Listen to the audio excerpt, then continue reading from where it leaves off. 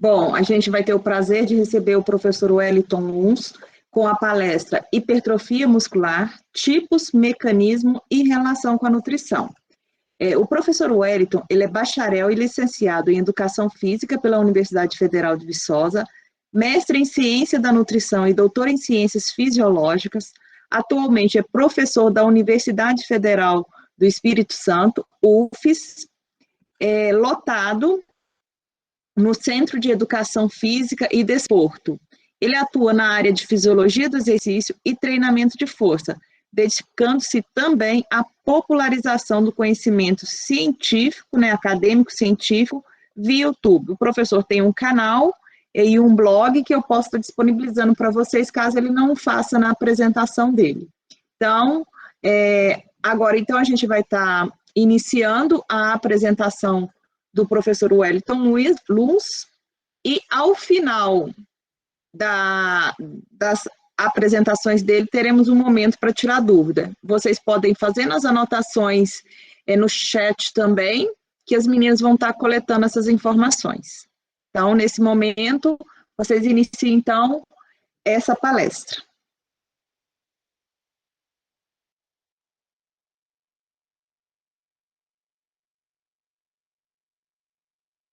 Olá, muito boa noite. Quero inicialmente agradecer o convite, cumprimentar toda a coordenação do evento, parabenizar pelo evento e dizer que estou muito feliz em poder estar aqui compartilhando e conversando sobre um tema que eu gosto muito e que tem uma aproximação muito forte entre a educação física e a nutrição, que é a hipertrofia muscular. Obviamente que eu vou falar aqui hoje da hipertrofia muscular induzida pelo treinamento físico, em particular o treinamento de força, mas nós sabemos que a hipertrofia também ela pode ser induzida por outros mecanismos, incluindo drogas, mas não só, outros anabólicos. A própria nutrição isoladamente produz aumento na massa muscular, embora com frequência não só dela. Rapidamente me apresentando, meu nome é Wellington Luns, estou na Universidade Federal do Espírito Santo, há aproximadamente quase 13 anos, e vamos seguir agora por aproximadamente uns 40 minutos, depois do intervalo, e na sequência a gente volta para concluir o raciocínio. Então vamos seguir. Bom, antes de qualquer coisa, eu quero compartilhar com vocês um canal no YouTube, que leva o meu próprio nome, em que eu iniciei logo nos primeiros meses dessa pandemia, e que hoje já tem aproximadamente 130 vídeos lá. Por exemplo, eu tenho uma playlist aqui só de treinamento de força, que hoje está com 39 vídeos, umas de musculação com 25, e tem outras que não estão aqui. Então, para quem tiver interesse em se aprofundar mais sobre o treinamento de força, sobre a musculação e outras coisas relacionadas ao treinamento e à própria fisiologia do exercício, fica o convite para conhecer o canal. O que a gente vai falar hoje, em virtude do tempo, é um pequeno fragmento de conhecimento disso tudo aqui. E agora sim, vamos começar. Como o tema é hipertrofia, é razoável que a gente comece pelo conceito. Então, hipertrofia vem de hyper, que é excesso, e trophy, que é uma palavra do grego, que significa exatamente nutrição ou crescimento. Hipertrofia, nós podemos considerá-la como aumento do tamanho do músculo ou do miócito, se eu estiver medindo algo no miócito, tanto no sentido radial quanto longitudinal.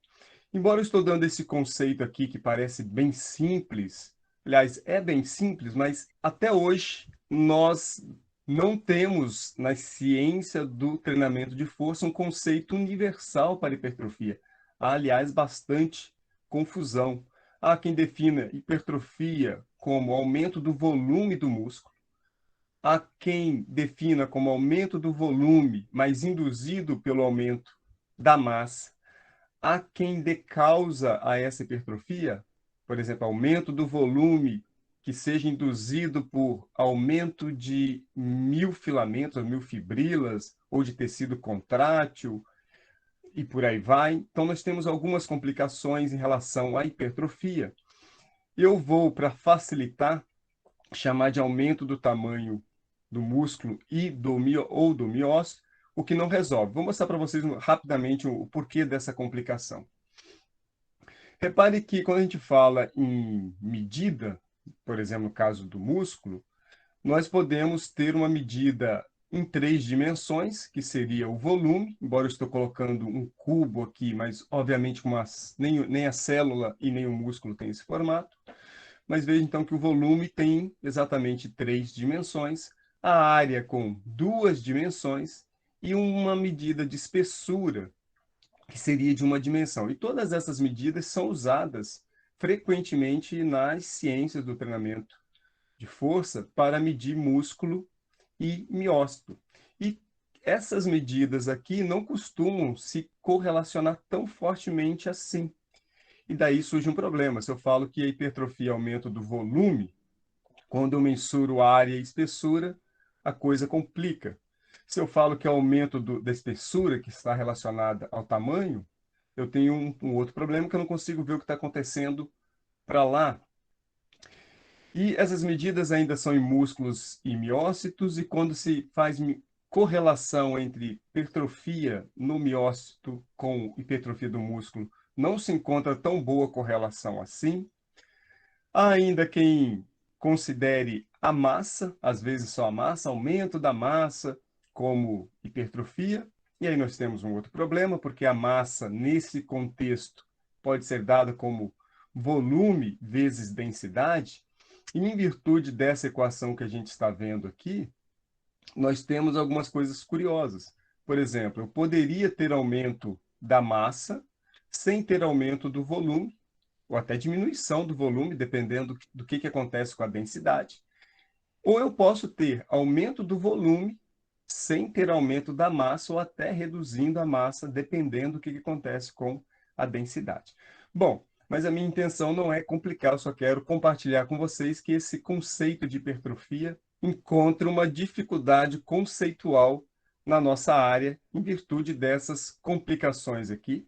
Quem quiser entender um pouco dessas complicações, saiu um estudo até recente, acho que de 2019, que é este aqui, sobre este assunto.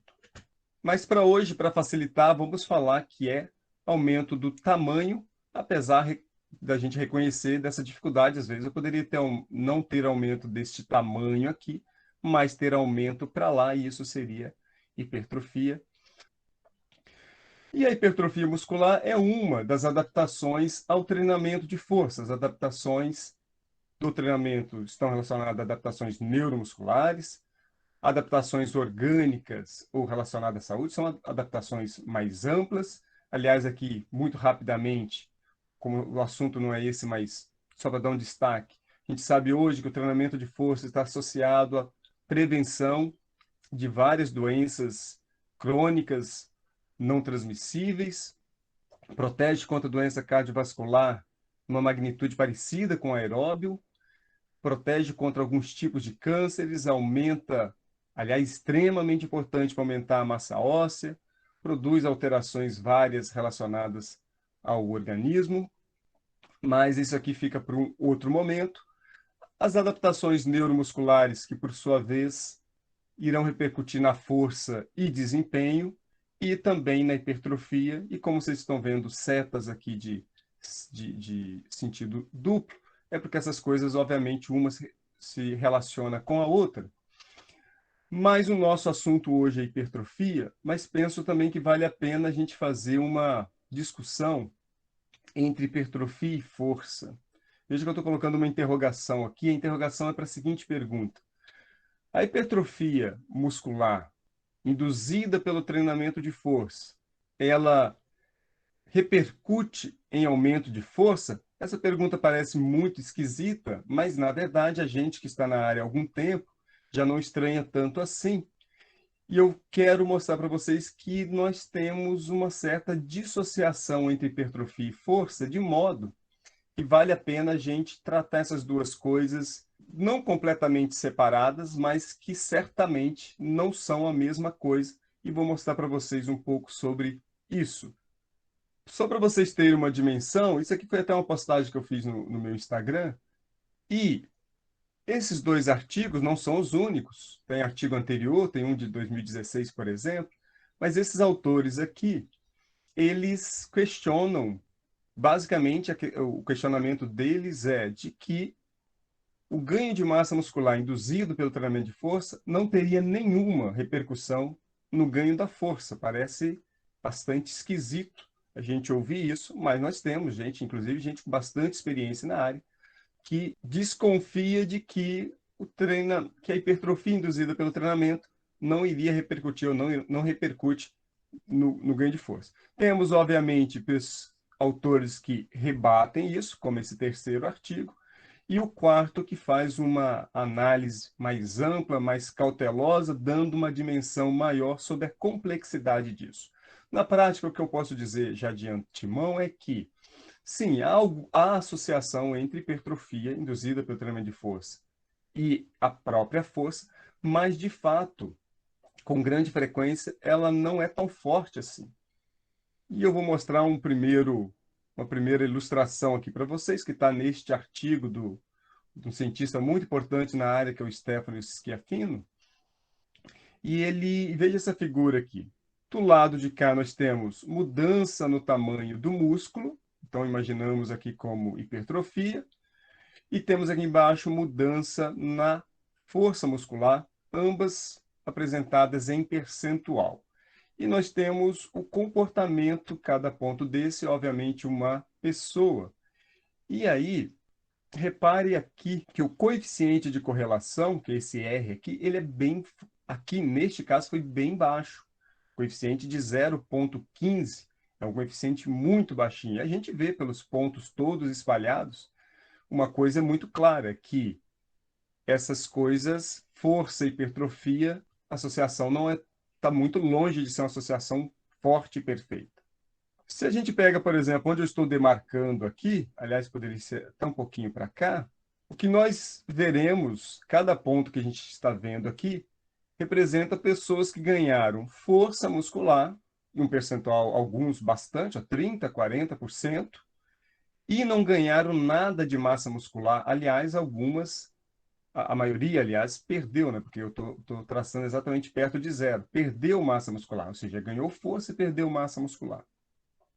Nós temos no número menor, que de fato é mais raro, mas algumas pessoas que ganharam massa muscular e também não tiveram ganho de força, aliás, perderam força. Isso aqui é bem menos comum, enquanto que esse aqui de baixo é mais comum, principalmente no início do treinamento, onde a gente ganha bastante força sem nenhuma alteração da massa muscular, pelo menos macroscópica, a gente não consegue enxergar isso. Em virtude de coisas como isso, dessa associação às vezes fraca, nem sempre é tão fraca assim.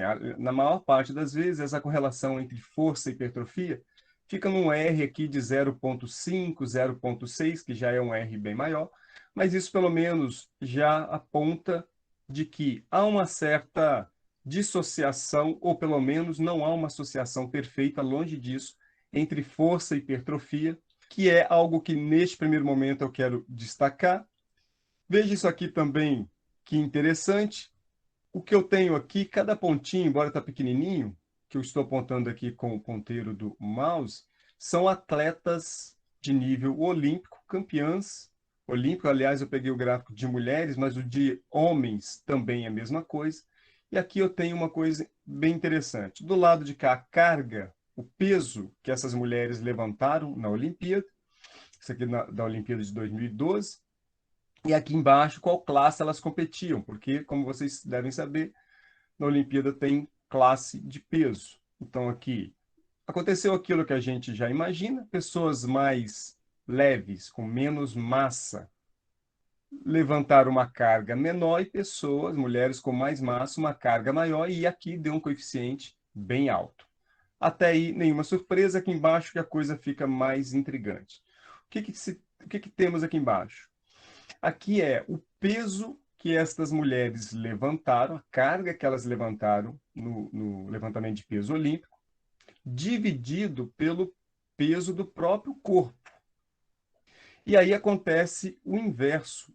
Isso significa que pessoas mais leves têm mais força relativa do que pessoas mais pesadas. Veja que pessoas mais pesadas produzem menos força relativa. É como se eu dissesse que 1 quilo de massa de uma pessoa mais leve, se a gente conseguisse pegar lá 1 quilo de massa de uma pessoa mais leve, este 1 quilo produziria mais força do que 1 quilo de uma pessoa mais pesada. Esse é um fenômeno bem conhecido. E se vocês quiserem brincar com isso, pode até entrar na internet, buscar os campeões olímpicos, talvez no próprio Wikipedia, e vocês vão ver que os levantadores de peso olímpico de maior peso corporal, eles levantam uma carga relativa menor do que as pessoas com peso menor.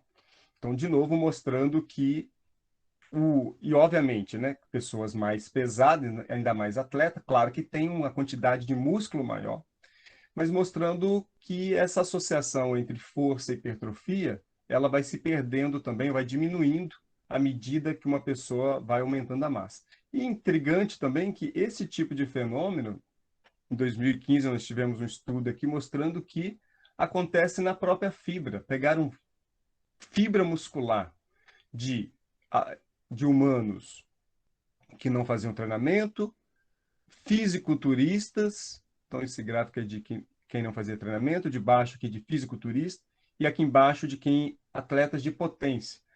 E aqui é exatamente uma linha de tendência mostrando que, à medida que a fibra muscular aumenta de tamanho, a força também diminui, ou seja, para uma área maior, a força relativa é menor.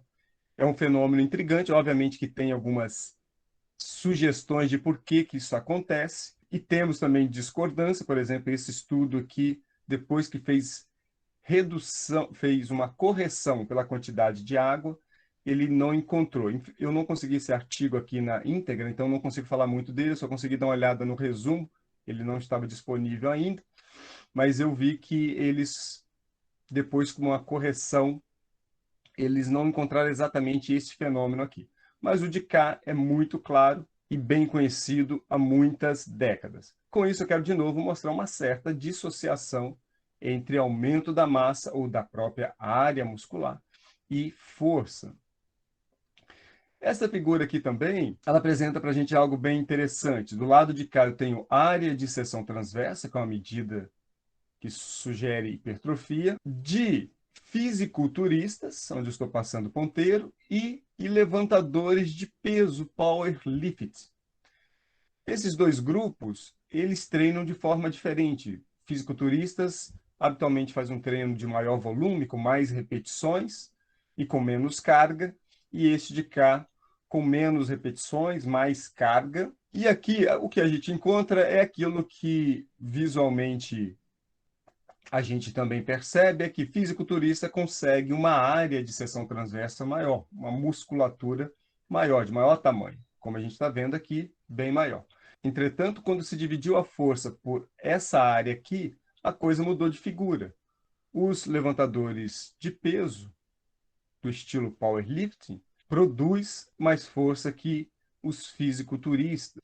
Isso aqui também não é novidade em pessoas mais velhas comparadas a pessoas mais jovens. A gente sabe que a mesma área de músculo de uma pessoa mais velha produz menos força que de uma pessoa mais jovem. Daí que vem uma ideia que é chamar isso de uma qualidade hipertrófica, ou seja, a qualidade hipertrófica de uma pessoa mais velha é menor do que de uma pessoa mais jovem. Aqui a gente está vendo também que a qualidade hipertrófica, ou seja, a capacidade dessa hipertrofia repercutir na força, não é igual entre diferentes modalidades. Também há sugestões de por que isso acontece, mas que a gente pode conversar no outro momento. Por hora, o que eu quero é dar essa dimensão de uma certa dissociação entre força e hipertrofia, ou que pelo menos não são exatamente a mesma coisa. Estão correlacionadas, sim. A gente tem, principalmente em estudos com modelo... Há duas coisas eu acho que é interessante contar também. Uma outra coisa que faz com que se desconfie da hipertrofia se convertendo em produção de força é que há alguns modelos de animais geneticamente modificados que eles ganham massa muscular, mas produzem uma hipertrofia disfuncional, que ela não repercute em força. Isso também faz com que alguns autores desconfiem da hipertrofia e força. Entretanto, nós temos também estudos, principalmente não, com modelo animal, que quando você pega a célula, o miócito, antes e depois de um treinamento, a gente vê que o aumento dessa fibra repercutirá em aumento da força.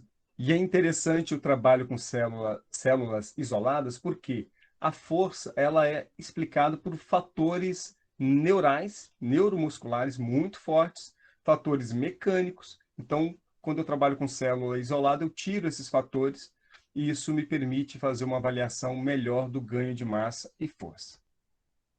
Mas tudo isso até agora é para dizer que sim, é possível a gente discutir hipertrofia muscular separado de força, ou discutir força separado de hipertrofia, porque essa associação ela não é tão perfeita assim. Então, para que serve a hipertrofia muscular, né? Essa é uma pergunta que, diante dessa situação de que se ela não repercute naquilo que é mais funcional, ou repercute pouco, às vezes nada, qual seria a importância dela?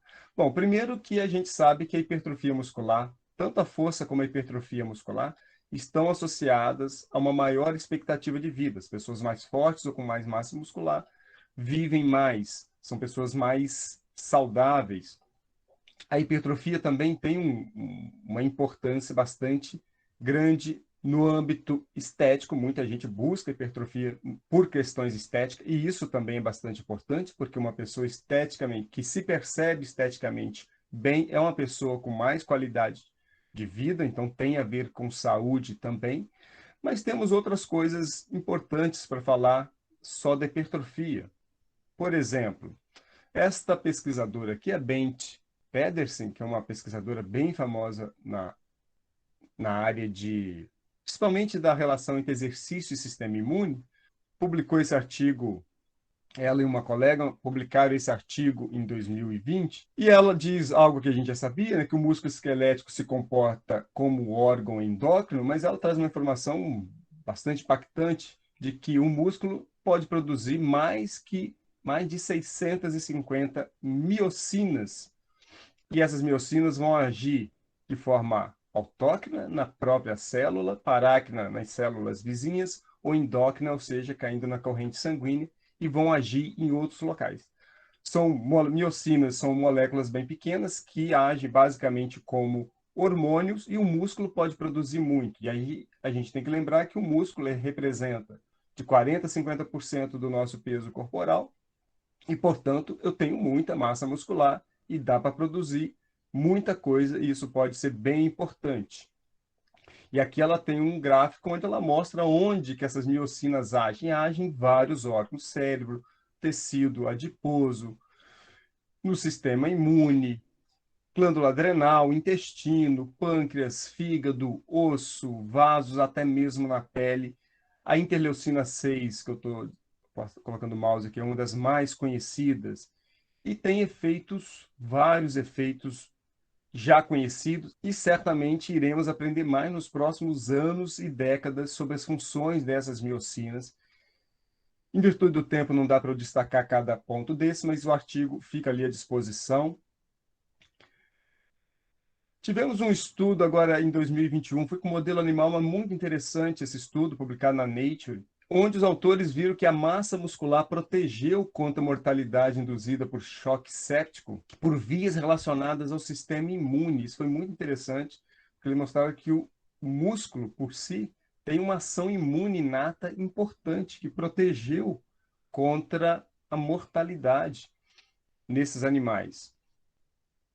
Tivemos também um estudo que circulou bastante nas redes sociais, em jornais, que foi do grupo aqui de São Paulo, que mostrou que pacientes com mais massa muscular se recuperaram mais rapidamente de internação hospitalar induzida pelo COVID agora, recentemente. Tanto massa quanto força for associado a um tempo de internação menor.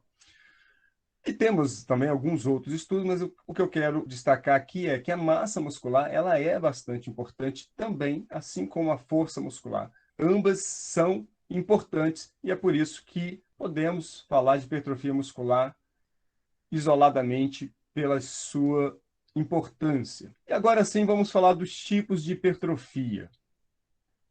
Bom, para ser didático, eu gosto de separar em relação ao tipo e ao tempo. Vou falar aqui do tipo primeiro. A hipertrofia ela pode ser algo que nós chamamos de convencional, ou que eu costumo até chamar de proporcional, ou miofibrilar, ou sarcoplasmática. Há quem chame atenção também por um tipo aqui de hipertrofia do tecido conectivo, mas com poucas evidências disso, então vou ficar só nessas aqui. Daqui um pouquinho eu volto para falar das diferenças disso aqui. Deixa eu falar agora em relação ao tempo. Em relação ao tempo, essa hipertrofia ela pode ser aguda, transitória e crônica. Muitos dividem só em transitória e crônica, mas eu prefiro dividir assim por algumas razões que eu vou também destacar daqui a pouco. Então, vamos ao tipo, explicar essas diferenças ali do convencional, do miofibrilar ou sarcoplasmática. Antes, acho que vale a pena a gente dar uma relembrada rápida aqui da estrutura do músculo esquelético. O músculo ele é compartimentalizado, então, dentro do músculo eu tenho fascículos, que é onde eu estou, por exemplo, onde eu estou passando aqui o ponteiro é um fascículo, aqui mesmo, né, um outro fascículo. Dentro desses fascículos, nós temos as células, cada ponto vermelho desse aqui seria uma célula, e tanto o músculo, os fascículos e as células são recobertas por tecidos conjuntivos. Na parte mais externa, a gente chama isso de fáscia externa, ou de epimísio. Nos fascículos, o perimísio, e nas células, o endomísio. E aqui dentro da célula ainda tem coisas, eu acho que eu mostro agora à frente, exatamente. Então, imaginando aqui o músculo inteiro, aqui o fascículo, até chegar aqui na célula, que é onde eu queria continuar a partir dali. Então, dentro de cada célula muscular, nós temos miofibrilas, muitas miofibrilas, e dentro das miofibrilas, nós temos os miofilamentos, que são os famosos filamentos miosina, quitina, titina e vários outros estruturais ali dentro. E nesta miofibrila, a gente tem uma estrutura que se repete do ponto de vista microscópico, chamado de sarcômeros, né? A menor estrutura funcional do músculo. Então, essas são estruturas que vão se repetindo, que vai de uma linha Z até uma outra linha Z. E aqui dentro nós temos um punhado de proteínas, as mais importantes ou mais famosas, a miosina e a quitina. Então, dando só essa pincelada para a gente relembrar a estrutura do músculo e essa compartimentalização do músculo. Agora vamos explicar esses tipos de hipertrofia. De modo geral, se acredita que a hipertrofia muscular ela ocorra de uma forma convencional ou proporcional. O que seria isso? Se eu venho para cá, entenda isso que está avermelhado aqui como uma fibra muscular, e aqui dentro miofibrilas, cada pequeno cilindro que eu estou apontando aqui seria uma miofibrila. Se isso ganha em tamanho, acredita-se que ocorra da seguinte forma: o sarcoplasma aumenta e as miofibrilas também, algo mais ou menos assim. E repare aqui que o número de miofibrilas que eu tenho aqui será maior que aqui, porque acontece um fenômeno chamado miofibrilogênese, que é o aumento de miofibrilas. A principal crença é que essas miofibrilas vão crescendo até um certo ponto e ali elas teriam um chamado split, que é uma divisão, para formar novas miofibrilas. Mas repare que eu tenho um crescimento que seria proporcional do sarcoplasma e das miofibrilas. Então, esta seria a hipertrofia convencional proporcional. Mas nós teríamos uma hipertrofia, possibilidade de uma hipertrofia sarcoplasmática, que é o que a gente poderia ver aqui embaixo.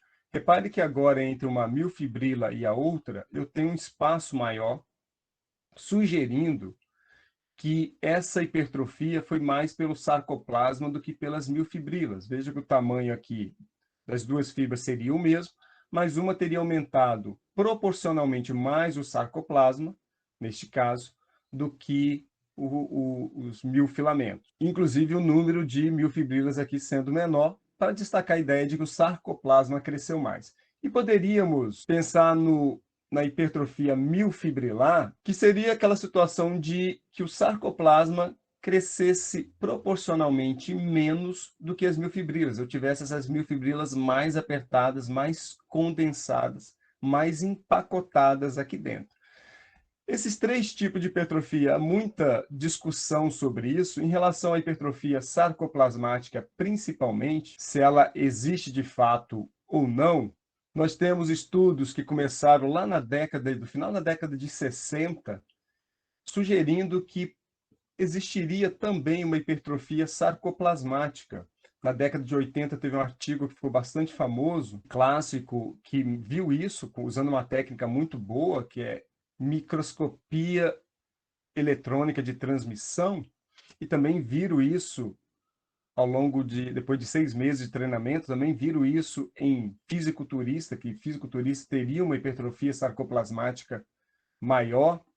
Depois, alguns estudos não conseguiram ver exatamente a mesma coisa. Eu sei que sobre a hipertrofia sarcoplasmática, a gente tem fases de que essa discussão é uma espécie de discussão ioiô, ela vai e volta, tem tempos que ela fica mais acalorada. Por exemplo, nos últimos anos, isso voltou de novo, vários artigos sugerindo que essa hipertrofia sarcoplasmática pode acontecer sim.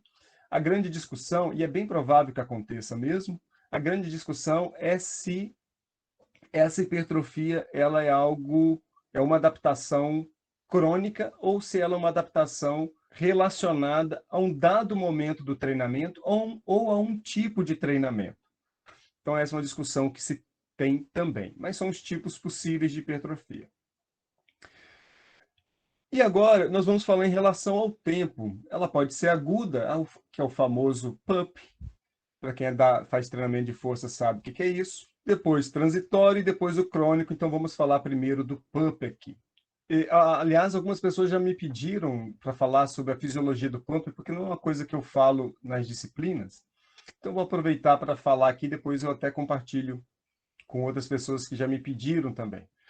Então, o que é o PUP? O PUP é aquele inchaço que acontece logo após o exercício físico, em particular após o exercício de força. Quem faz exercício de força já fez isso, que o músculo fica mais inchado depois da sessão. Aliás, já começa durante a sessão e nas horas seguintes esse músculo fica mais inchado, podendo ficar inchado até por alguns dias, mas principalmente as primeiras horas fica maior.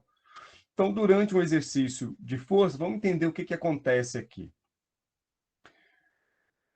Então, eu estou tentando trazer para vocês aqui uma ideia de que estamos dentro do bíceps para ver o que vai acontecer. Eu vou só fechar esse videozinho aqui, porque senão o movimento rouba a nossa atenção, mas entenda que eu estou dentro ali do bíceps, e ali dentro eu tenho uma rede vascular muito ampla, aqui eu estou destacando só um vaso, e eu quero lembrar um conceito da fisiologia aqui, que dentro de um vaso sanguíneo como este aqui eu estou em particular ali na fase final entre capilar e vênula pós-capilar, mas dentro do vaso a gente tem uma pressão hidrostática. Essa pressão hidrostática é uma pressão associada à própria pressão sanguínea, ou seja, uma pressão dentro do vaso que força a água a sair, como está acontecendo aqui. Mas eu também tenho um tipo de força, obviamente que o primeiro aqui é uma força, e tem um outro tipo de força, que é uma força de atração, que é chamada de pressão osmótica ou oncótica, tem alguns nomes diferentes, que é um tipo de pressão induzida principalmente por proteínas, que têm força de atração de água, e então boa parte dessa água que sai vai sendo resgatada para dentro do vaso de novo, sendo coletada pelo sistema de vênulas, e assim a coisa segue. Boa não, parte deste líquido, entretanto, não é captada porque o sistema de fuga é maior do que o sistema de coleta, mas parte desse líquido ele ficaria fora se não fosse o sistema linfático. Então, nós temos o sistema linfático que vai coletar este excesso. Isso numa circunstância normal, no nosso dia a dia.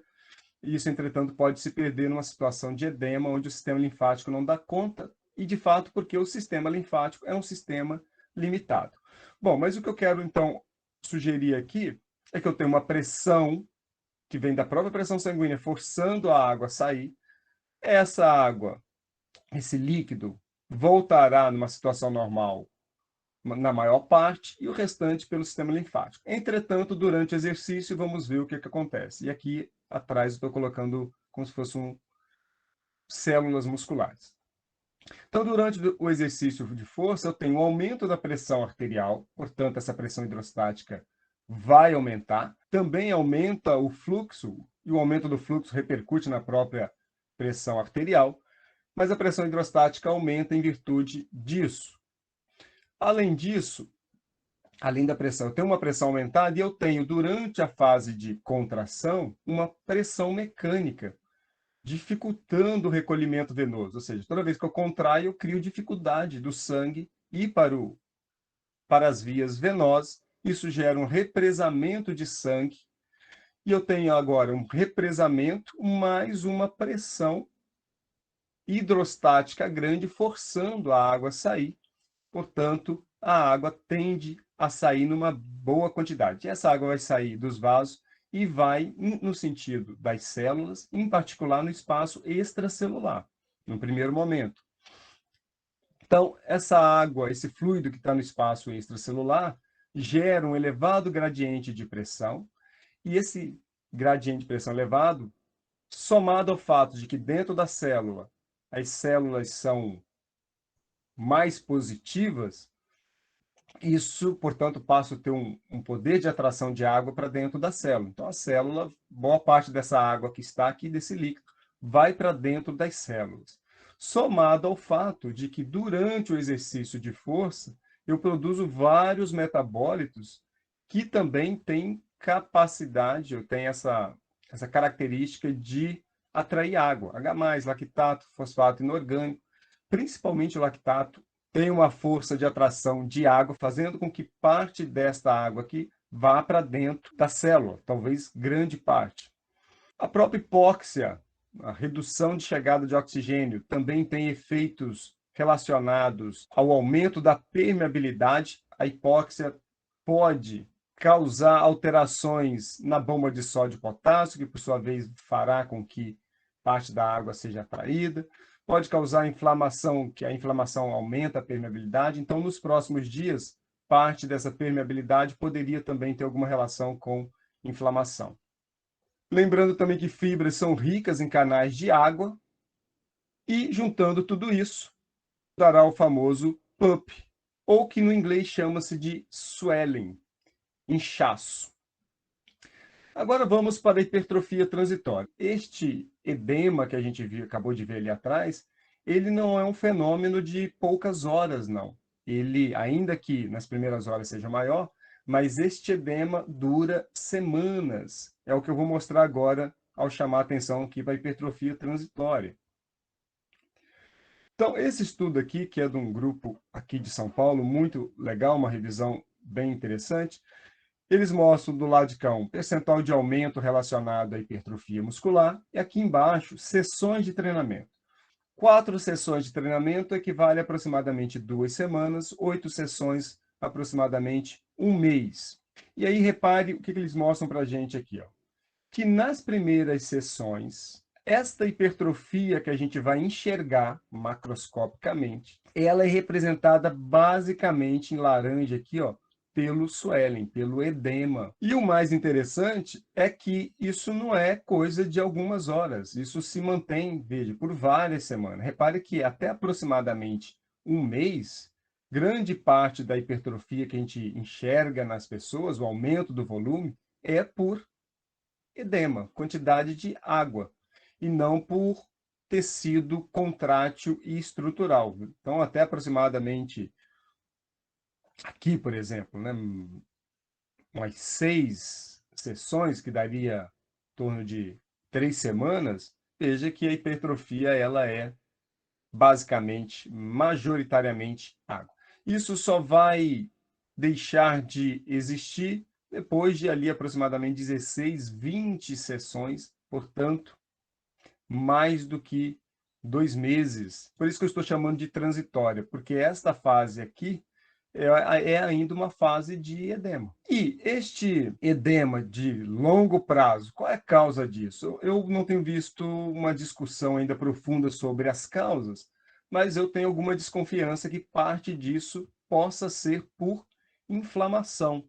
Esse artigo aqui é um artigo que fez muitas ações excêntricas, que são ações mais lesivas, que geram mais inflamação, que geram mais dano muscular. E ele viu o seguinte: aqui eu tenho uma situação de pré-exercício, aqui logo após o exercício que tem perda de força e amplitude de movimento, mas eu quero destacar para vocês o que aconteceu onde eu estou passando o ponteiro aqui, nesse triângulo, que é o inchaço muscular. Ele viu que o inchaço só foi aumentando, aumentando do momento pós até o 5º dia. Ele parou aqui, então a gente não sabe se continuou aumentando ou se estabilizou, mas até o 5º dia ele viu inchaço muscular. E ele mediu também infiltração de leucócitos e vários outros marcadores relacionados à inflamação e viu que até 20 dias depois tinha alteração bem importante de marcadores inflamatórios. E a gente sabe que a inflamação está associada a edema. Então, pode ser que parte daquilo ali seja induzida exatamente por algum grau de inflamação. E a outra pergunta que poderia ser feita é: aquele aumento ali é um aumento, então, de uma hipertrofia sarcoplasmática? É muito provável que sim. Embora a gente não saiba exatamente o quanto daquela água está dentro da célula e quanto está fora, mas considerando que uma célula muscular ela é aproximadamente 70% água, é bem razoável imaginar que boa parte dessa água esteja dentro da célula, e como o aumento de tecido miofibrilar e contrátil ainda é pequeno, então neste período é bem provável que nós tenhamos ali uma hipertrofia mais do sarcoplasma do que de miofilamentos e tecido estrutural. E daí que a ideia de que, de repente, a hipertrofia sarcoplasmática possa acontecer em determinadas fases, embora já foi vista também em pessoas que, como fisiculturistas, são pessoas que treinam por muitos anos. Então, essa é uma sugestão. E agora, sobre a hipertrofia crônica. A hipertrofia crônica é aquela mais desejada, porque é aquela hipertrofia que é fruto de muitas sessões e onde eu tenho massa muscular induzida por tecido contrátil e estrutural, ou do sarcoplasma também, pensando na hipertrofia convencional. E aqui eu estou sinalizando este atleta aqui, é um atleta do fisiculturismo natural, né? Não usuário de anabólico.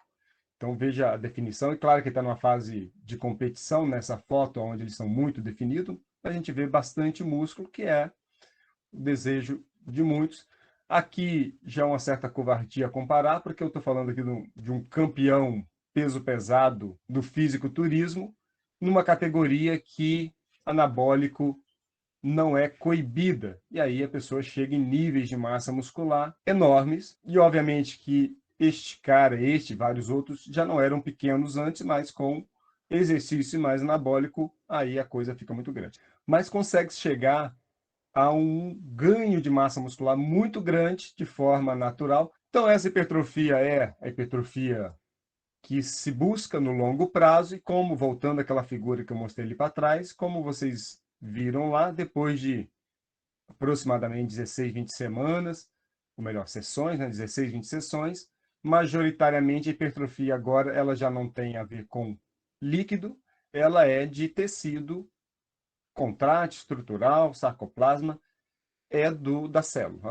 A célula está crescendo e isso acontece como um fenômeno temporal. A gente vê também aqui, importante, uma estabilização, ou seja, um platô, depois de aproximadamente, principalmente 6 meses, isso aqui fica praticamente quase uma reta, ou seja, depois de 6 meses é bem difícil, vai ficando mais difícil conseguir massa muscular, então até 6 meses o ganho é relativamente grande, depois a coisa vira um platô, e é onde muita gente se desespera e começa a buscar recursos como anabólicos, porque estava acostumada a ver o músculo crescer rápido, chega lá dos 6 meses em diante, a coisa não muda como vinha mudando antes, e aí vem a frustração e muitos acabam buscando recursos extras. A hipertrofia crônica é fruto do balanço proteico positivo, ou seja, a síntese, tudo que está relacionado à síntese tem que ganhar de proteólise. A síntese temos nutrientes, os estímulos, aqui estou incluindo exercício, mas não só, pode ser outros anabólicos, e não estou falando só de anabolizante, qualquer coisa que seja anabólica.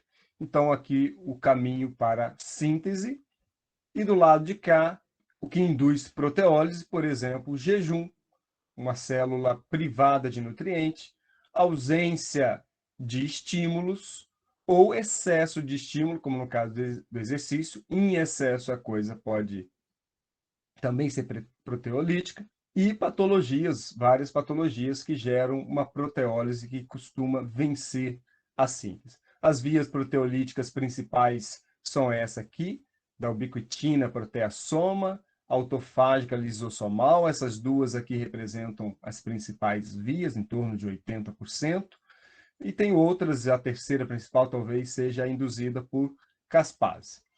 Bom, neste exato momento, em virtude do tempo, a gente dá uma parada, a gente fazer um intervalo, e depois do intervalo a gente dá sequência para discutir isto aqui e outras coisas também. Então, até daqui a pouquinho.